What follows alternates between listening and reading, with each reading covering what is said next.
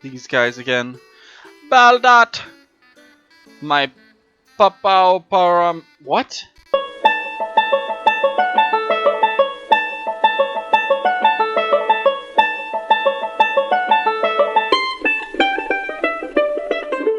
I think I needed Earth to get through this.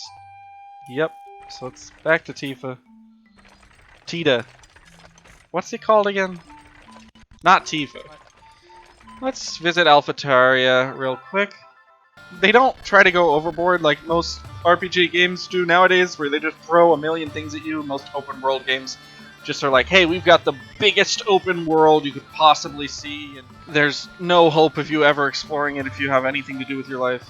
Which, I mean, let's face it, I don't have anything to do with my life, so I've explored all these worlds. It always feels like there's not enough meat to the content in the places where there is content, you know? This town has the best music in the entire game, and that is fact. What a nice symbology and kind of rooting rules into the world. It makes it really feel like the world doesn't just exist and revolve around who you are and your main character. It kind of exists outside of your character, and you have to abide by its rules. So this is one of my favorite levels in the whole game. So while Shella may have the best town music, Veo Lu Sluice has the best stage music in the game. I'm going to wait until the remaster to continue the series, and I'll just continue the series on from year 3. But the Mark of Shella thing, that's something I've considered adding to a D&D world, and I wonder if it would add some kind of like actual feeling to the city, like, hey, you're not allowed in the city unless you have this special badge that's given out to specific people, and maybe the party finds it on a group of monsters that ambushes them on the road, or some bandits that try to take their belongings. They defeat the bandits, and the bandits drop this, badge from this city, and they go, huh, they had this badge on them. Why did these bandits have the badge? Where did they get the badge from? You can create a little bit of an interesting story about the world that way. And I'm just going to shut up for a second and let the soundtrack carry this. Such a good soundtrack.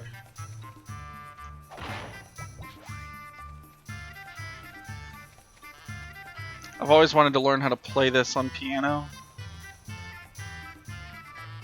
Oh, you did not mean to go back out to the world map. Whoops. But it is the clearing of this level, actually, that unlocks the river. Okay, so here we need to have him... Nope. Can we nudge this on? Okay. So we do that. And that pushes one of these up. We pick that up.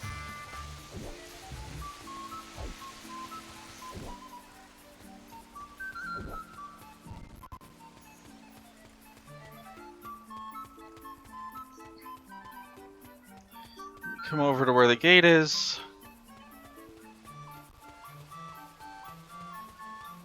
Should be off in this direction.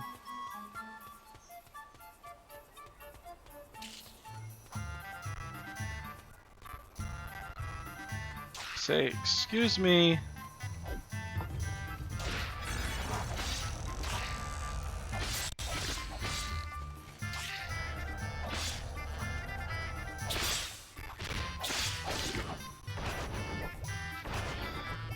So one of the other things I've learned a lot of is to let... You want to let... How should I put this? You want to have Moggle drop it during fights, so that he becomes less tired between fights, so you don't have to stop as much. See there how he was like, I'm tired, it's your turn. Yeah, if you want to have him avoid doing that, 1, you gotta backtrack less, and 2, just make him drop it between the fights. Maybe I'm wrong about the draining. Maybe it's more that... Not that it drains at a certain point, but just when you come back here on future years, it's drained out. I'm seeming to remember that now. That this place is always better on return visits, because those lower areas are drained after the first time that you clear this. So that's nice about this game too, is you saw that I didn't actually cast Cure on myself there. I just cast it kind of near myself and then ran through the area afterwards. The spells in this game have a little bit of a lingering effect wherever you end up putting them, which is pretty useful. Alright, I remember these guys being the toughest enemies when I first played this game as a kid. They were...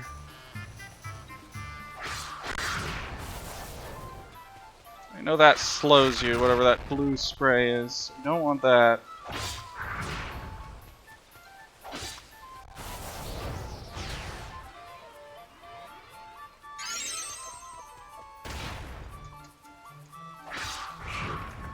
I just remember these guys having lots of health and that tail attack doing a lot of damage. But they didn't seem that bad this time around, actually. I may have just, you know, not known how to do the multi-attacks or something. So we have to leave the chalice for a bit. I think that is excellent level design. A lot of this level strikes me as really well done. From a level design standpoint, from a visuals standpoint, it's very strikingly colorful. For a level that's all about water. I don't know, like the watercolors are just very vibrant. The grass color is very nice. It blends well with the brown of the dirt, which the brown is not ugly in any way.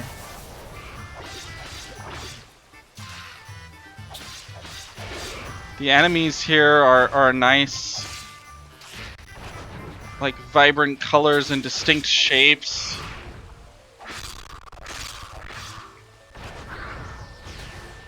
I don't know, it's all really well done here. And I think it's probably the best, if not, you know, it's certainly one of the best, but if not the best stages in this whole game. And the mechanics in the level are also very well accomplished.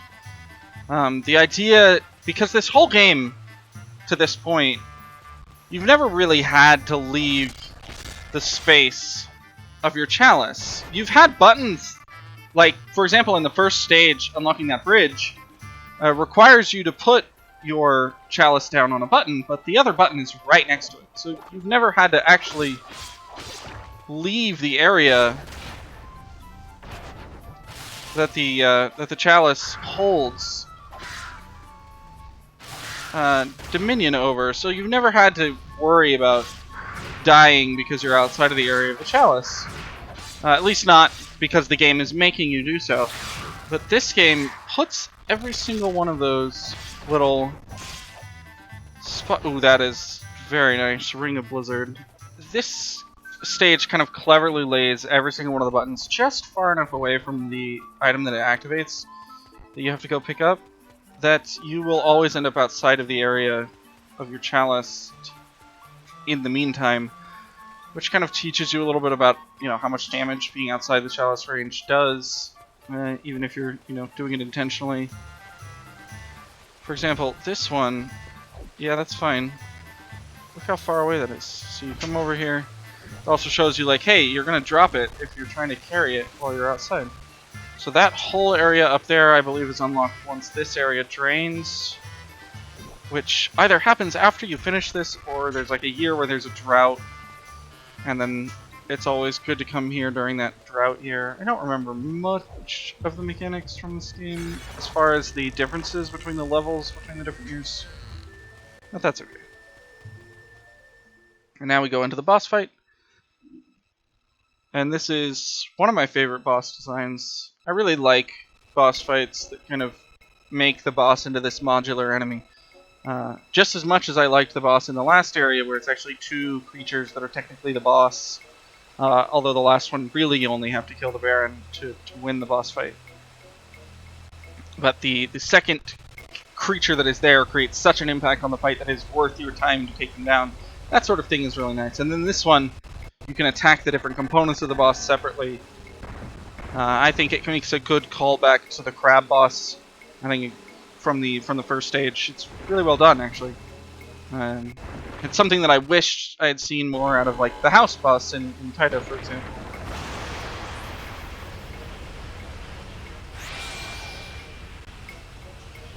Let's watch this guy put himself together. If only it were that easy to be put together.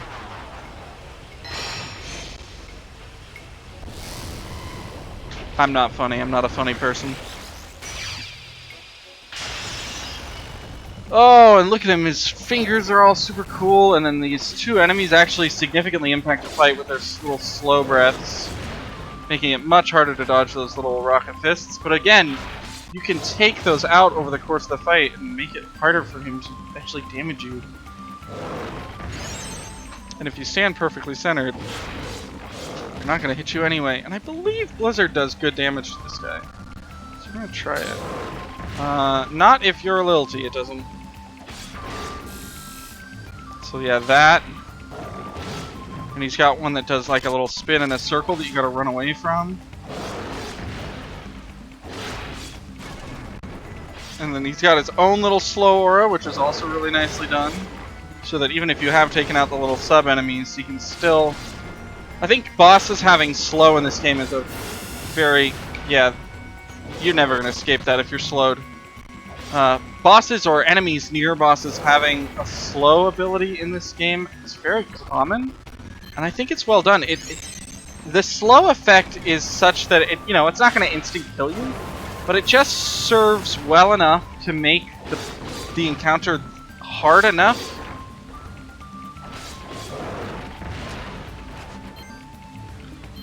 by reducing your ability to cure yourself quickly. The fire there actually makes you take extra damage from his attacks. That's really well designed. Like, that's a very good component. But overall, the boss isn't actually that hard, which is good. It's a unique boss fight. I'm fairly certain you can take out those fists, but maybe I'm just misremembering and I'm remembering some other boss from a different game. But I think every single one of his abilities there works really well together. They're not easy to dodge, but they don't do all that much damage unless you're hit by the fire laser, which is easier to dodge unless you're slowed. So there's these kind of balances between the different abilities and how they combine with one another to make an interesting and challenging boss fight. Challenging, it's not actually all that hard, but still engaging boss fight where you're actually, having to make decisions about when to go in, when to retreat, that sort of thing. Where to position yourself in the fight. Those sorts of things are important in games like this where it's real-time fighting, but you kind of get to move yourself around. I enjoy having that sort of tactics in a game like this. So it's not just purely a hack and slash, just stand in front of the boss's face and hit them 100 times and you win. That isn't very engaging gameplay. It's not a very grasping core game design mechanic or fighting mechanic in general. I think this game does a really good job of, for the most part, its boss fights are very engaging and unique and diverse. There are a few that are more just like, okay, walk up to them and hit them 100 times, and the house fight is an example of that, not necessarily one of my favorite boss fights. Coming back to the game, I used to love that fight, though, because it was just, I liked the idea of, oh my goodness, the house came to life, it was corrupted by the murder. The story behind the boss is really well done, but the mechanics of the actual fight itself are not all that great. But this one, the story behind this boss, the golem was a servant of the sluice. It helped the Ukes operate the sluice. They created it in order to do so, and then the Myrrh corrupted it. That's really cool. Or it's there to defend it.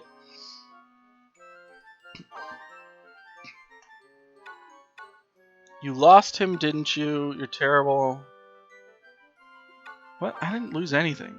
Ooh, magic +3. I think I gotta go with that. First visit to Alphataria. Huge buildings, crowded together, lots of strange people hurrying about. To me, they all look the same. They all wear the same hunted expression. As though something's chasing them down. Yeah, time. Time is the big enemy in this game. Time and myrrh. Memory. As I rode along the stone path, someone called out to me. It was the caravan from Shella. I drew nearer, wondering what they wanted. They asked me to trade and seemed to know exactly what I carried. Intrigued by their offer, I agreed.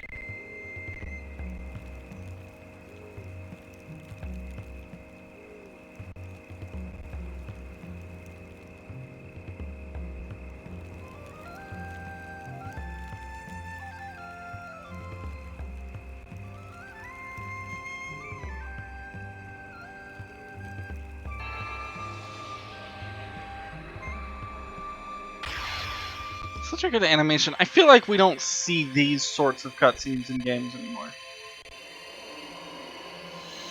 And these are certainly cutscenes in games nowadays that are either completely skippable or just not present. Which is really kind of sad. I feel like they add so much character to the game that you're playing and help you engage more with the world that they're trying to sell to you here. It is a little sad to see just one family in this village. It's kind of part of what makes this game a much better multiplayer experience than a single-player one. They say that the myrrh tree sprouted in Tida after the village fell to ruin. The tree grew from the hopes of people waiting for the caravan to return. But, at the same time, those hopes also gave rise to Armstrong.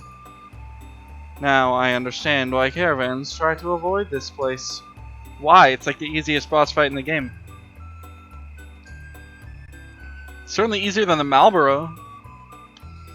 I came on the caravan from Mars Pass. It was overturned. Few monsters prowl the road, and I've rarely seen such things in all my travels.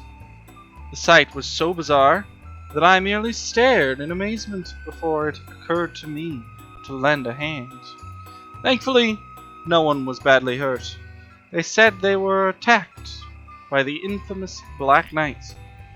Why would he do such a thing? Because the Black Knight's crazy and thinks everybody's a monster. Today I paid a visit to Moshut Manor. I felt small in the mushroom forest, but here I'm like an ant. I met the Gigas Master and his Lamia wife, together with their Tonberry chefs. I almost felt sorry for the chaos I brought into their home. Perhaps I should have knocked. Perhaps. You know, it never even really occurred to me about that place, but you don't even ask if like, hey, is it okay if I just take this myrrh and, let you guys have your dinner? I was amazed to meet a traveler who did not belong to any caravan. He was stranded since his Papoapomus was injured. Papoapomus. I lent him some ointment from back home. In return, he showed me his compact crystal, something that I had only heard of. Imagine a portable crystal. But carrying something like that around is just asking for a visit from a band of...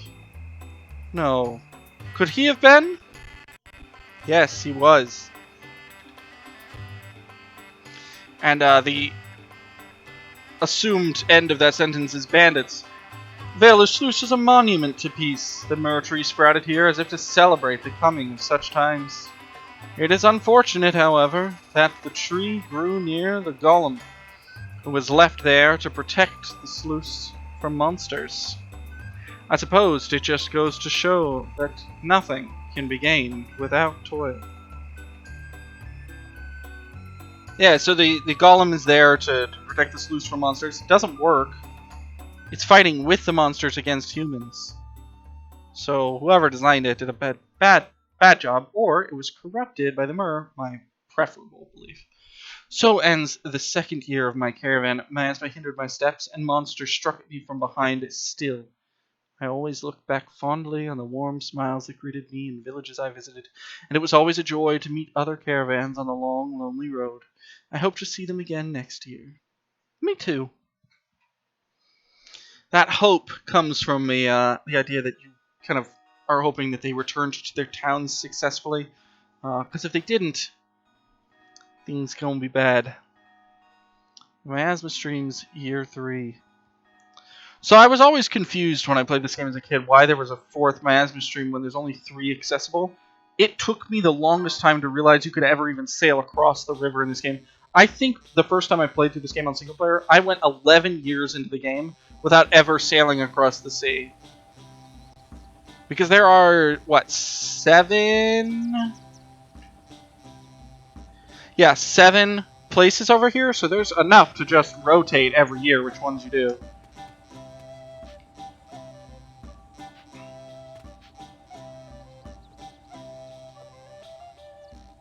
Yes, so he comes back right after you finish the sluice, so if you want to get over there as quickly as possible, skip Goblin Wall, make sure you grab fire from the mines on year 1, and finish the sluice on year 2, and you can head over the river on year 3. Not that I recommend going over the river on year 3, because man, is the dungeon on the other side of the river difficult. I appreciate everyone that, you know, watched or comments or likes my videos. It means a lot. I'm not really doing this to make any sort of money or anything like that. It's just something I do in my spare time because I think it's fun. And I want to reflect more about the content that I consume as I, you know, plan to start trying to create some of this content myself. I think it's a good idea to sit back and reflect on what I enjoy so that maybe when I do create something, I'll know really what it is that is enjoyable and what kind of doesn't hit the mark, and maybe avoid those pitfalls in my own work. Anyway, I'm getting sort of rambly. Thank you for watching, and here is my review. Final Fantasy Crystal Chronicles does a really good job of world building and establishing this unique, bright, vibrant world that still has such a dark theme surrounding it. Imagine being able to create a world like this, where colors are bright and cheery and the music is constantly beautiful and happy and joyous and upbeat, and yet still have the world feel so heavy. The Myrrh and the Miasma dynamic in this game manages to successfully create this world that feels so much dominated by the existence of Miasma and restricted by it, and yet all of the people have just come to accept it. There is knowledge that it's not always been like it is now, but even your own mayor tells you, don't try to change that, just do your duty, bring the Myrrh back, and keep your town safe. That is what life should be about. And they don't ever stop to think, maybe we can get rid of it. And if the people that do are labeled lunatics. And that's heavy. It's this kind of acceptance of everything that's going on and living through it despite the fact that things have gotten so bad, and it kind of reflects in a weird metaphorical way onto our current climate in the world. That it's interesting to me to look at this game through that lens. So from a story standpoint and a world standpoint, let's say from a world standpoint, establishing that kind of feeling in the world is really, it's subtle, but it's so well done. If you're really looking for it, you can get so much out of this game. It's just overall atmosphere and world design, beautiful. From a gameplay standpoint, there are things to be desired. I've talked about it before that I kind of liked the level up system, but it's really not that great. Having random associated ties to what you can actually improve is not all that great. Having the goal objective hidden from you when you start the level, unless you have some sort of Game Boy Advance plugged into your GameCube, that's also not great. I know they did it to try and sell more of those link cables, but it was a poor thing to try and integrate into a game. And not a very well-designed mechanic. You shouldn't have core features like progressing and leveling your character hidden behind having to purchase additional hardware. That kind of really hinders the game mechanics in a very significant way, actually. It's certainly not unplayable without it, especially in single player. It's not like you're, which you don't need the link cables for single player, notably. It's not like you're competing with someone else to try and do better than them so that you can make sure you get the upgrades you want over them. That's the other thing. Multiplayer is a whole different discussion with this game, so I'm going to try to just focus on single player since I haven't played multiplayer at all. But, well, I played multiplayer as a kid, but I haven't played multiplayer here, so I can't really reflect on it in a modern sense. That mechanic, I don't think the leveling and stat increase mechanic works well in this game. It works well enough that the game is not unplayable, and it doesn't make me feel like the game is bad in any way, but it certainly could be much better. I'm interested to see if they'll change anything for the remaster. I doubt they will. I hope they do. I do like the system of acquiring the rings that allow you, you have the orbs in the levels. This is more of a level design thing, but the levels are all really well designed. They all kind of carry a very thematic sense to them, which fits very well into the world building. You've got a lot of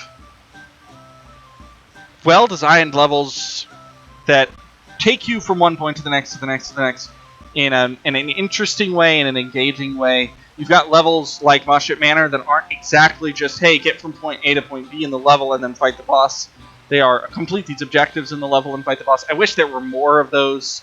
I believe there's a couple more, maybe one more that I can remember off the top of my head.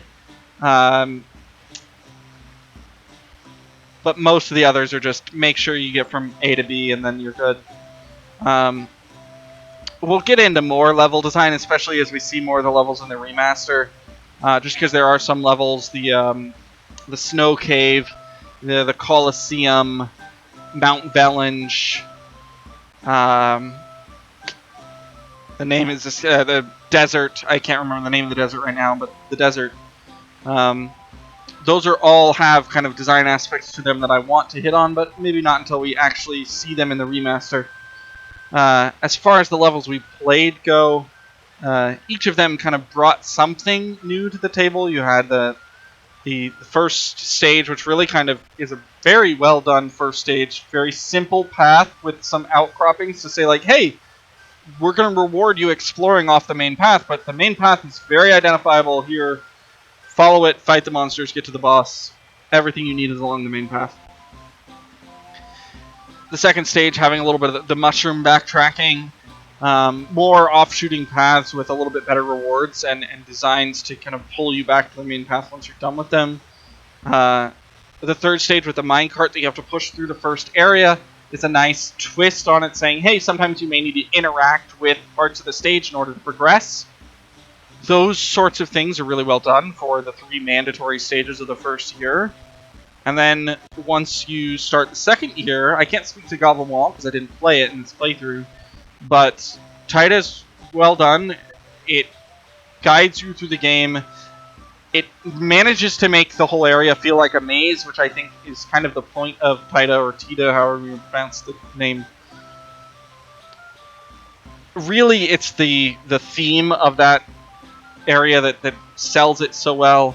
You got Moshpit Manor that is far and away, oh god, outside of those stupid buttons that you just have to sit there and wait to show up to your character, which I think they probably did because they wanted to make it feel more like your character choice made a big impact.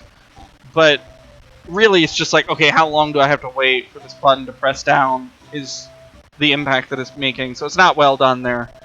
But the actual objective-based design of the stage is really well done. Kill all of these tonberries and then fight the boss, rather than, hey, walk from here, this door to that door, and you can fight the boss. I appreciate the way that was done a lot. And then Veo Lu Sluice, the music, the atmosphere, the colors, the monsters, the boss fight itself, everything in that stage is just so well done. It is another one of those, hey, get from here to here, but they make it a little bit more dynamic. They say, all right, you're gonna have to leave your chalice here, and leave its area in order to go get the thing that allows you to progress through this level. So it adds an extra sense of like, you don't have to stay in the chalice all the time. In fact, we're going to force you to remove it. So maybe you should think about stages in a little bit of a different way from now on. All that sort of stuff is so well done in this game. I really appreciate the level design. The boss design is fantastic in most places. There are a few bosses that leave things to be desired. I've discussed them already. I'm not going to ramble on for another 20 minutes about those. If you want my opinions on the bosses, go back to my boss fights, and you can hear my opinion about the boss there. I really love this game. It's something that has connected me to my childhood for a long time. I still listen to the soundtrack all of the time. I've got it downloaded on my phone. It is such a beautiful soundtrack, such a beautiful game, and I cannot wait to continue it in the remaster. Thank you so much for joining me on my journey through 2 years of this game before the remaster comes out. I hope you will join me on the remaster when we continue. And until then, check out some of my other videos. I will be uploading stuff much more often now. Probably about once, maybe twice a week. but more likely once a week. And leave a comment giving some kind of constructive criticism if you have any. Tell me, hey, your voice is annoying, you need to chill out, or hey, your audio balance is off, or I think you could do this with your layout. Whatever you guys want to see that you think I could improve on, I would appreciate from the bottom of my heart. I don't really want to see comments like, hey, you suck, and no constructive criticism, because it's not helpful, and you can direct that negative energy somewhere else. We've got enough negativity in the world right now, I really don't need it. So, I'd appreciate if you provided constructive feedback, give a like, or give a thumbs down if it's really awful content. Subscribe if you want to see more stuff like this. I'm going to be going through a huge list of games that I still have to finalize over the next who knows how long, and trying to review all of it from whatever my personal game design and experience is. But again, thank you for watching, and I hope to see you in the next video. Bye-bye!